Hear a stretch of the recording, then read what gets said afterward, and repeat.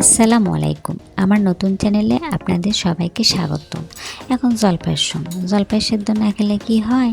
কিনা খাবার গেলে দোকানদার ৫ টাকার দুধনা জলপাই দেয়। তো চলেন দেখি দোকানদারের লাগান করে জলপাই সেদ্ধ করে খাই। তো পয়লা আমি জলপাইয়ের গাগুলো এনে কেসে ভালো করে ধুয়ে নিছি। তারপরে একটা পেল্লে লিনু, পেল্লের মধ্যে দিনু এনে পানি। তার মধ্যে দিনু এনে হলদির গুঁড়া, এনে পত্তের গুঁড়া আর এনে লবণ। দিয়ে এনে পানিটা বলক তুলে নিনু। তার মধ্যে দিনু এনে স্যাকারিন দেওয়ার পরে জলপাইগুলো ঢেলে দেবো। দিয়ে লেড়ে ছেড়ে কিছুক্ষণ ঢেকে দিয়ে জলপাইটা সিদ্ধ করে নেবো। যখন দেখবো যে জলপাইয়ের গা হলদে হয়ে এসেছে তখন জালটা আনা কমে দিয়ে ৫-৬ মিনিট জলপাইটা আনা সেদ্ধ করে নেবো। যখন জলপাই একেবারে সেদ্ধ হয়ে যাবে তখন জালটা লিবাই দেবো। তারপরে স্যাকারিন দিয়ে সেদ্ধ করলে একটা টেকনিক আছে, যদি ঠান্ডা পানি দিয়ে না ধুন তাহলে জলপাইয়ের মাঞ্জার মধ্যে মিটে ঢুকবিল্লায়।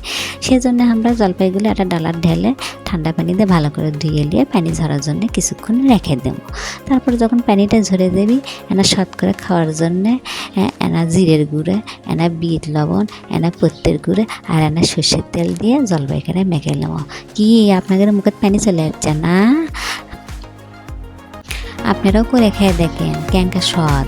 যদি আমার ভিডিওটা আপনাদের ভালো লাগে থাকে তাহলে আমার চ্যানেলটি অবশ্যই সাবস্ক্রাইব করবেন, লাইক শেয়ার কমেন্ট করতে ভুলবেন না অবশ্যই।